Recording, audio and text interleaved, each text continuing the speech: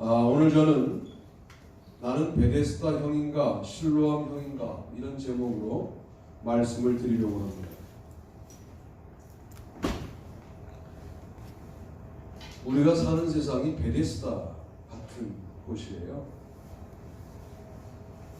베데스다는 사람들에게 유명한 곳이었고 실로암은 그냥 실로암 못이었습니다. 거기는 치유의 기능이 없었어요.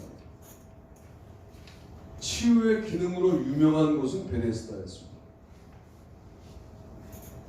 누가 유명하다 그러면 쫓아다니시죠? 베데스다 형인 거죠. 별거 아닌 것 같죠? 이제 인생이 지금쯤 나이를 먹으니까 야 이제 뭐 별 변화가 있겠느냐? 그러나 주님께서 날 때부터 맹인된 자를 보내시면 베데스다를 극복하는 실로암이 되는 거죠. 세상을 살다 보니까 조그만 경쟁에서 이기면 웃고 지면 하나님 안 계시다고 하고, 여러분 그건 신앙생활이 아니라 그냥 일상생활 하신 거예요. 매번 지는 것 같고 매번 남는 거 없는 것 같고 매번 소외당하는 것 같고, 베데스다가 주목받을 때 실로암처럼 주목받지 못하고 그 시간을 아무것도 못한 채 견디고, 그러나 어느 결정적인 날 때부터 맹인된 자를 보내셔서 베데스다를 부끄럽게 하는 실로암 같은 사람, 이런 사람들을 그리스도인이라고 하는 겁니다. 우리는 눈에 보이는 작은 승리 때문에 흥분하고 눈에 보이는 작은 패배 때문에 좌절합니다. 사람들이 알아주지 않는 것 때문에 힘들어하고 사람들이 알아주는 것 때문에 교만해합니다. 베데스다에서 사신 거예요. 38년 동안 누워있던 환자가 누구겠습니까? 어쩌면 그 경쟁에서 소외당하고 살아온 우리가 아니겠는가? 진작에 예수님을 만나야 하고 진작에 예수님이 연결하시는 실로암을 만나야 하는 것이죠.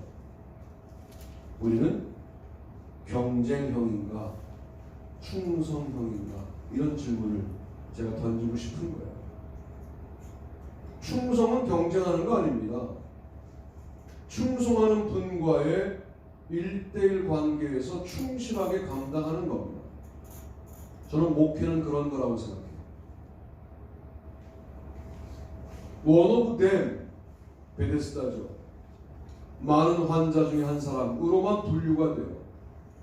그러나 베데스다에 찾아오신 예수님께서 그 사람을 one of them으로 대하지 않고 only one으로 대해요. 왜 38년 동안 누워있는 환자를 알아보시고 벌써 병이 중한 줄을 아셨어요. 그래서 1:1로 그 사람을 만납니다.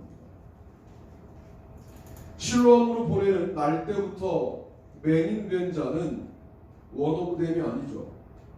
그 한 사람을 only one으로 대하는 거예요. 여러분은 지금 대중과 함께 예배드리는 것이 아니라 홀로 주님을 만나고 있는 중이십니다. 이 예배에 승리하시기를 바랍니다. 이 말씀을 하시고 땅에 침을 뱉어 진흙을 이겨 그의 눈에 바르시고 이르시되 실로암 못에 가서 씻으라 하시니, 실로암은 번역하면 보냄을 받았다는 뜻이다. 이에 가서 씻고 밝은 눈으로 왔더라. 이웃 사람들과 전에 그가 거린인 것을 보았던 사람들이 이르되 이는 앉아서 구걸하던 자가 아니냐. 요한복음 9장 6절로 8절 말씀입니다. 그는 진흙을 눈에다 붙이고 실로암 못에 가서 씻으라, 그 말씀에 충성한 겁니다. 순종한 겁니다. 그리고 하나님을 1대1로 만난 이 사람은 당당해집니다. 바리새인들이 물어요. 너 어떻게 눈 떴니?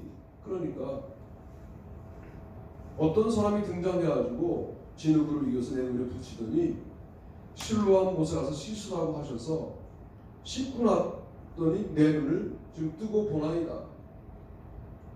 두 번째 또 묻자. 방금 전에 설명하지 않았냐고.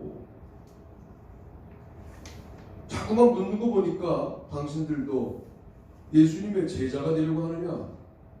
우리는 모세의 제자다 라고 발끈합니다. 그 환자였던 자의 부모는 유대인을 두려워하여 그가 장성하였으니 눈뜬 이유를 그에게 물어보라고 회피했지만 이 사람은 주님을 1대1로 만나고 나니까 세상이 무섭지 않은 거죠. 여러분, 이게 믿는 자의 능력이라는 거예요. 이걸 가지고 자꾸만 누구는 나보다 열심히 안 살았는데 더 잘 살고 잘 되고 이런 것들과 여전히 비교하고 있는 베데스다를 떠나지 않으면 여러분들이 뭘 하고 있느냐? 누워 계신 겁니다. 실로암으로 보내실 그리스도를 만나셔야 되고요. 나에게만 주시는 명령 앞에 우리는 충성하면 되는 겁니다. 경쟁하지 마십시오. 그보다 우스운 짓이 어디 있습니까? 사명의 크기? 목사의 사명은 크고 집사의 사명은 작다고 누가 그러던가요? 우주선 하나가 올라가다가 왜 얘가 못 가고 폭발하고 많이 하면 볼트, 너트 때문에 폭발해요.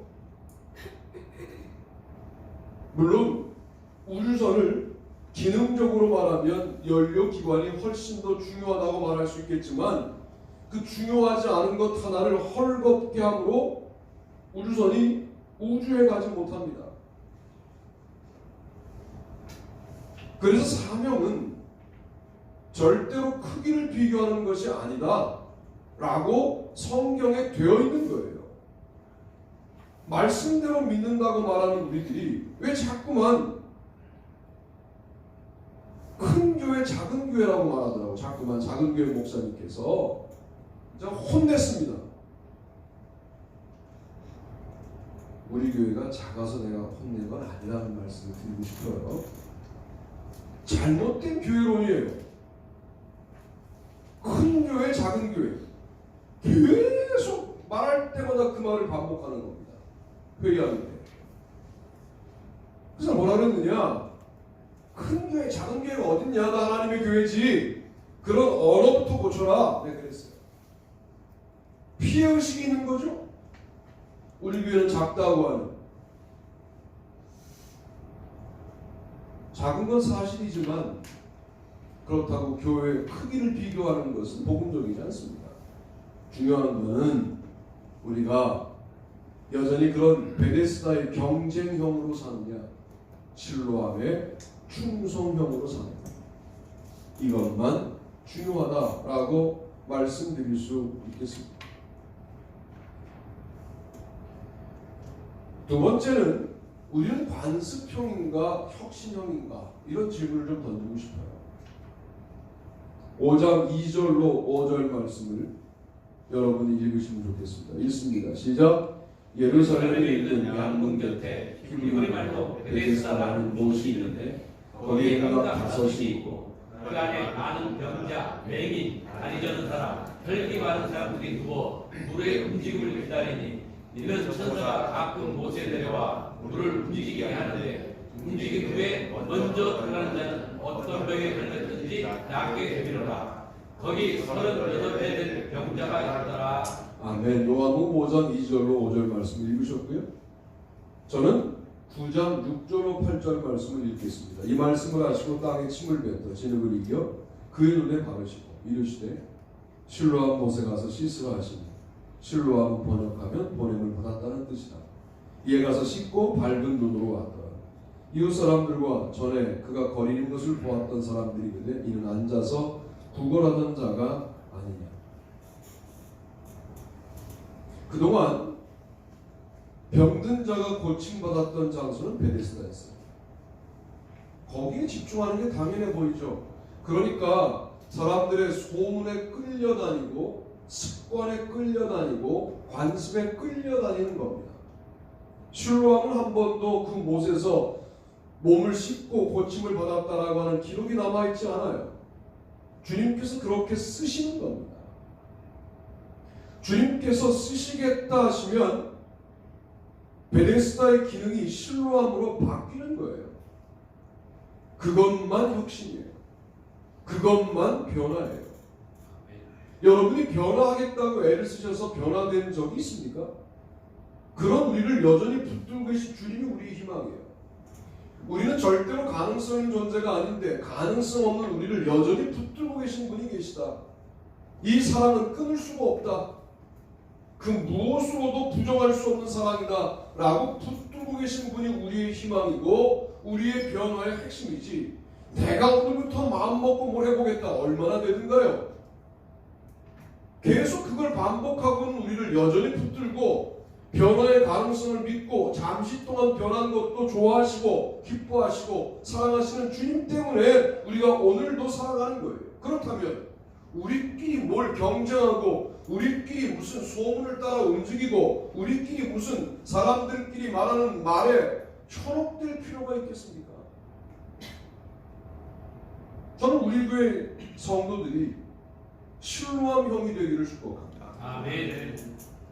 베데스다에서 소외되었다고 주님이 버리신 겁니까? 베데스다에서 더 이상 나는 그 문에 들어갈 수 없는 늘 뒤처지는 패배자라고 인생이 패배한 겁니까? 주님이 따로 만나시지 않습니까? 베데스다에서는 패배했다고 말하는 사람을 주님이 따로 만나서 그의 병을 고치시지 않습니까? 또 몇 장 지나 9장에서는 날 때부터 소명된 자가 유대인들의 논란거리가 되지 아니하 하나님의 일을 나타내고자 하며 하시고 실로암으로 보내셔서 그 환자를 보게 만드시지 않습니까? 유일한 희망이 예수님께 있다고 하면서 솔직히 말하면 오늘날 교회가 예수님을 안 믿는 행동들을 참 많이 합니다. 누가 누구를 받아들이고 받아들이지 않는 거 이단만 아니면 받아들여야 되는데 못 받아들입니다. 예수님이라면 어떻게 하셨을까? 받아들였겠죠. 안 믿는 거죠. 우리가 뭘 좀 하자, 복음적인 일이었어요. 그런데 몇 번 하다 못합니다. 예수님이라면 어떻게 했을까? 지속하셨겠죠. 안 믿는 거예요. 그걸 우리가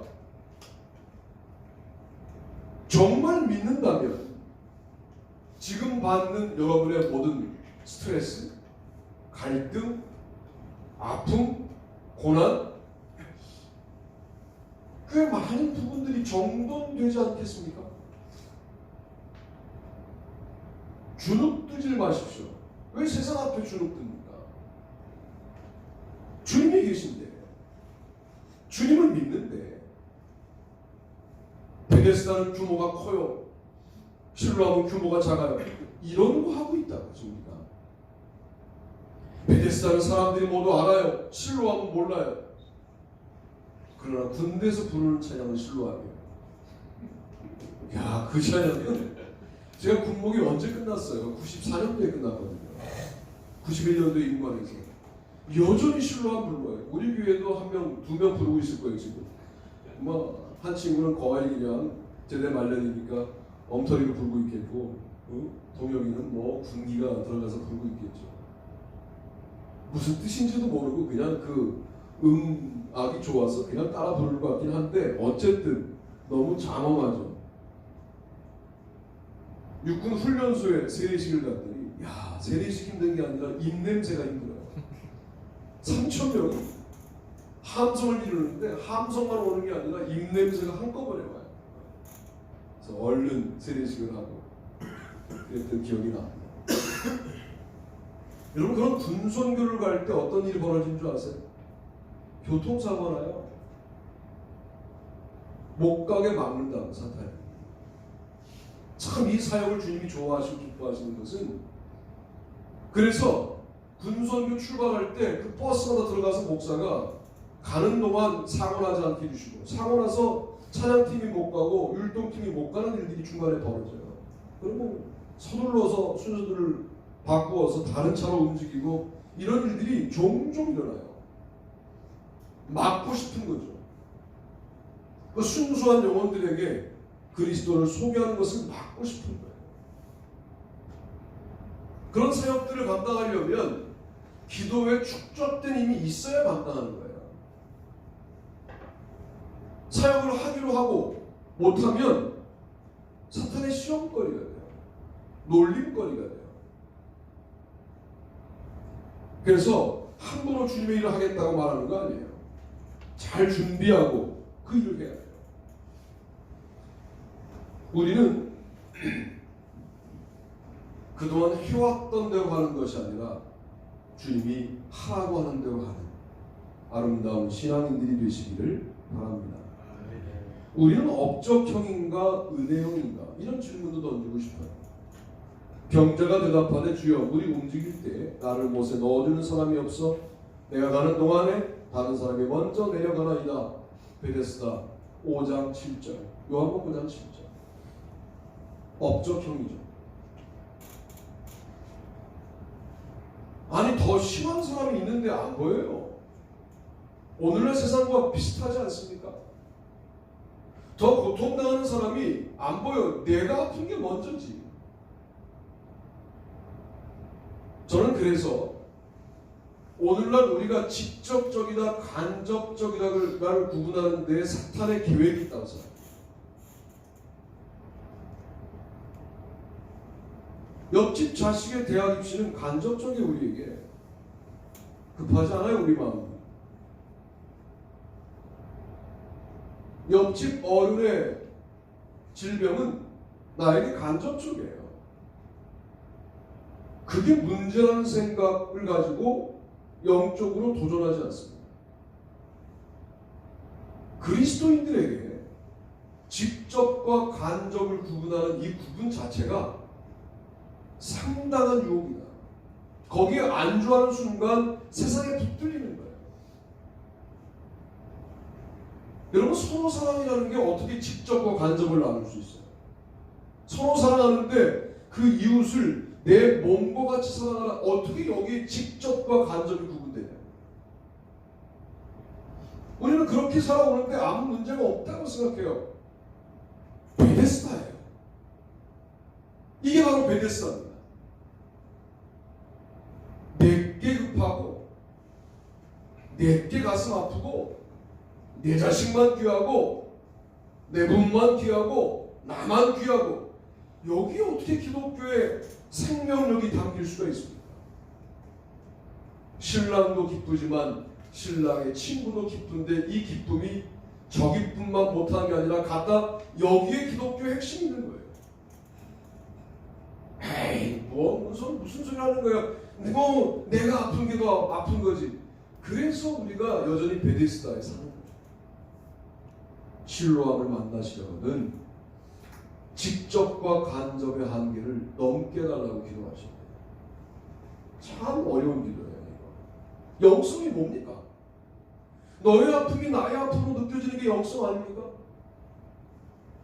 그래야 십자가 사건 여러분 어떻게 이해하십니까? 그분의 아픔이 나의 아픔이라고 여겨지니까 십자가와 나를 동일시하다 보니까 이제 하나님과 동일한 예수님과만 그런 게 아니라 인간관계에서도 그게 가능해지니까 기독교 신앙이 세상을 바꾼다는 건데 십자가를 어떻게 이해하시는지 모르겠습니다만은 십자가를 논리적으로 이해하고 말면 아직도 나는 너고 너는 너로 존재하기 때문에 아무것도 이루어지지 않는 현재를 살아가고 있는 거예요. 베데스다에서 내가 더 빨리 뛰었다를 자랑하고 있는 겁니다. 그리고 나는 고침받았으니까 우리 그룹을 빨리 뛰도록 내가 독려했다는 것을 자랑하면서 내가 몇 그룹을 그렇게 베데스다에 물이 동할 때 집어넣어 이런 기적을 체험하는 집단을 운영하고 있다라고 말하고 있는 거예요. 실로암이 되셔야죠. 실로암에 서서 사람들을 쳐다보지 않고 실로암을 향하여 걸어가십니다. 이런 생각을 해봐요. 걸어가는 게 쉬웠겠느냐. 눈에 진흙을 붙였어요. 제가 드디어 미쳤구나 이제. 눈만 안 보이는 게 아니라 이제 미쳤다. 사람들이 궁금한 건 못 찾거든요. 따라갔겠죠. 아마 인산인해를 이루었을 거예요. 뭐 이렇게 볼거리가 없는 세상에서 날 때부터 맹인된 참 유명 인사 아닙니까? 모든 사람이 알고 있을 만한 사람이니까.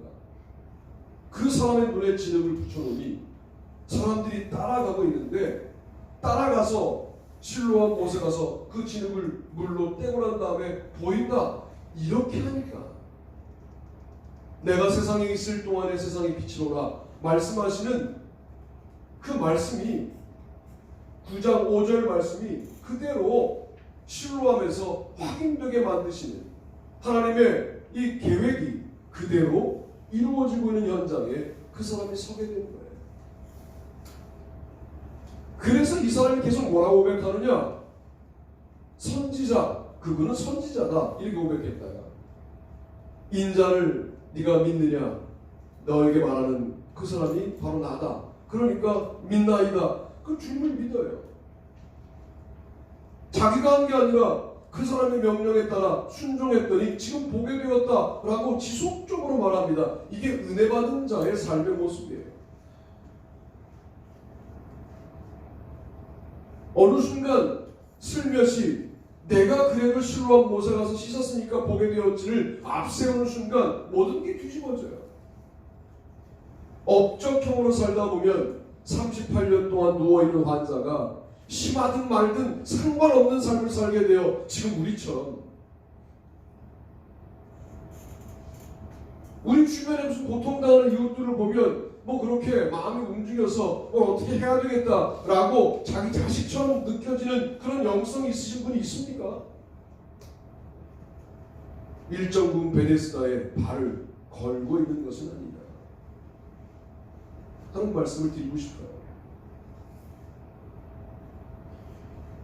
업적을 이루면 그걸 축복이라고 가르치는지 잘못된 가르침 때문에 한 번 잘못 가르쳐 놓으면 100년이 걸려도 안 바뀌어요. 그러니까 말씀이 얼마나 중요합니까? 여러분들이 매주 듣고 잊어버리는 그 말씀이 여러분에게 켜켜이 쌓여있기 때문에 대단히 중요한 거예요. 이게 어디 가서 외부의 교인들 만나봐요. 여러분들이 뭐라고 말씀하시는지 알아요? 여러분도 모르게 자기네게 담임 목사 닮았구만 그래요.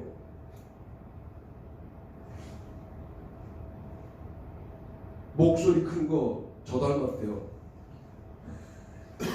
그리고 개혁적인 거 저 닮았대요. 그거 이상하게 그래요. 왜? 여러분들은 매주 듣고 그냥 잊어버린 것 같지만 이게 다 남아있다니까요. 우리는 공동 운명체일 수밖에 없어요. 그래서 업적하지 마십시오. 그걸로는 눈을 못 뜹니다. 그걸로는 38년 된 병에 해결을 못 봅니다. 무엇으로 가능하냐? 주님을 만나야죠.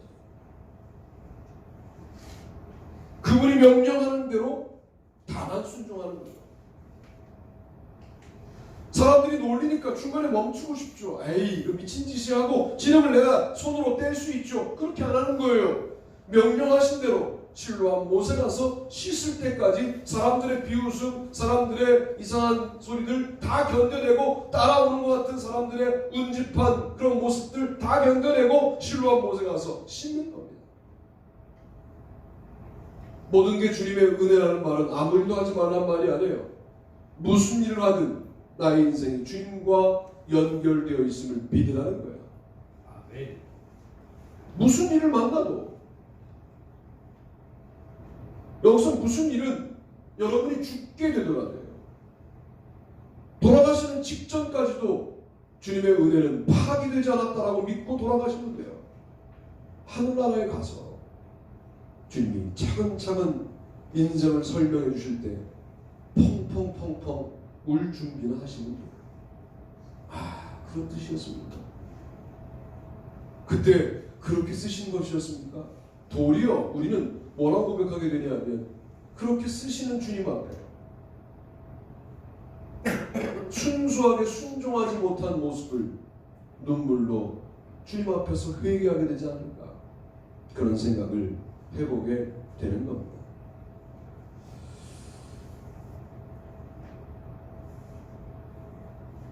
표적 신앙인가? 말씀 신앙인가? 베데스다가 유지가 되는 데에는 이런 이유가 있는 거예요. 사람들이 그랬다더라 이거거든요. 제가 물을게요 여러분들에게. 어느 기도원 갔더니 그랬대더라, 이게 복음입니까? 어느 교회 갔더니 야 암 환자가 낫다더라, 이게 복음입니까? 바로 그런 식의 이야기로 유지가 되는 메커니즘이 베데스다. 실로암은 사람들이 그렇게 그 샘을 이용하여 물을 먹었는데 아무 일도 일어나지 않더라, 이게 실로암이에요. 그 어떤 일도 일어나지 않았던 실로암의 결정적인 그날 맹인되었던 자가 가서 눈을 씻고 보게 되는 겁니다. 이 한 번으로 수많은 베데스다 연못가의 환자들이 고침받았던 역사가 다 극복되는 이 한 사건을 주님이 만드시는 거예요. 실로암도 어차피 고침받은 거 아닙니까? 주님의 명령에 순종하여가 고침받았으므로 말씀신앙이다 이 말이에요. 말씀신앙에 기적이 없다고 누가 그럽니까? 말씀이 믿어지는 게 기적이죠. 예수님이 그리스도로 고백되는 게 기적이죠. 십자가가 나를 위한 주님의 헌신이셨음이 믿어지는 게 기적입니다. 이런 기적이 우리 가운데 넘치기를 바랍니다.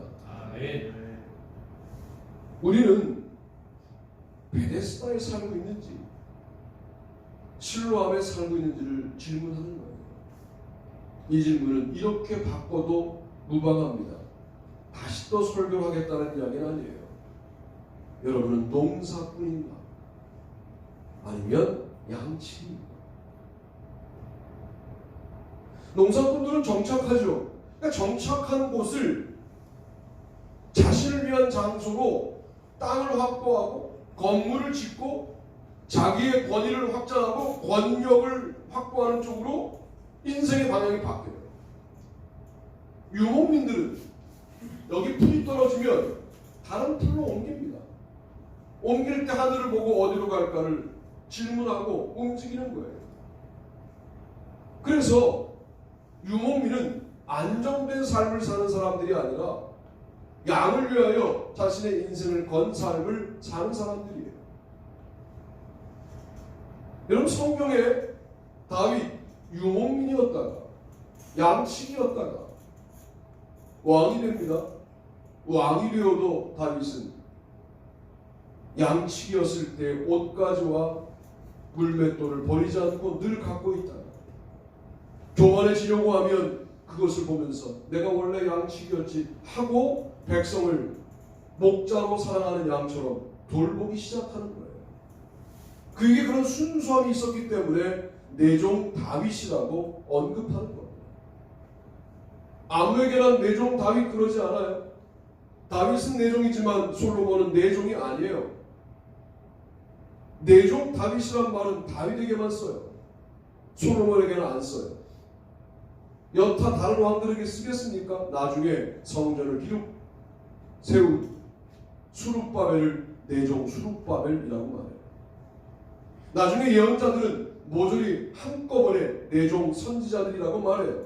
나중에 이스라엘은 내종 이스라엘, 비슷한 말로 내종 야고바 이렇게 말을 해요. 그러나 내종이라는 말을 함부로 쓰시지 않아요. 모세에게는 내종이라고 말해요. 여호수아는 내종이라고 말하지 않아요. 주의 종. 그럼 제3자가 말하는 거죠. 하나님이 자신의 입술로 내 종이라고 말하는 사람은 모세입니다. 여호수아가 아니에요. 놀랍게도 여호수아에게 소외된 것처럼 여겼던 갈렙에게는 내 종 갈렙이라고 말씀하세요. 그래서 여호수아의 인생과 갈렙의 인생이 평준화되어 있는 거예요. 누구도 더 우월하다고 말할 수 없는 거예요. 여호수아는 아무리 대단한 일을 했어도 내 종이 아니야. 갈렙이 내 종이에요. 이게 주님의 마음입니다. 아브라함은 내 종 아브라함이라고 해요. 이삭 내 종이라고 하지 않아요. 야곱 창세기에서는 내 종이라고 하지 않아요. 이사야서쯤 가야 이스라엘과 동요로 쓰일 때야 내 종 야곱이라고 말해요. 바울이 이걸 하니까 하나님의 종이라는 표현을 본인 입으로 쓰는 겁니다. 저도 좀 내 종이라고 불러달라고. 그러나 바울을 향하여 하나님이 내 종이라고 말씀하시지 않아요. 오늘날 목사들이 다 하나님의 종이라고 그래요. 그러나 하나님이 과연 내 종 형서가 라고 말하시겠는가? 너무 하나님의 종들이 많지만 내 종아 라고 말하시겠는가? 우리가 이렇게 주님 앞에 서야 하거든요. 조그만 베데스다를 개척하여 큰 베데스다를 만드는 것이 개척교회 목사들의 계획이라고 한다면 잘못됐습니다. 누구도 찾아오지 않는 신뢰함을 묵묵히 지키는 겁니다. 누구도 인정하지 않는 인생을 묵묵히 신뢰함에서 걸어가는 겁니다. 그때 주님께서 그 잘난 세상 정부를 묶어서 한꺼번에 극복할 수 있는 날 때부터 맹인된 자를 우리에게 보내시는 거죠. 그리고 그가 거기서 고침을 받고 베데스다의 영광은 영광이 아니었음을 빛 바르게 만들고 실로암의 시대를 여시는 거예요. 문제는 그때까지 견디시겠습니까? 이건 뭐죠? 더 심하게 말씀드릴까요? 견디다가 죽으시겠습니까? 이게 신앙생활이에요. 그 아름다운 영적인 도전이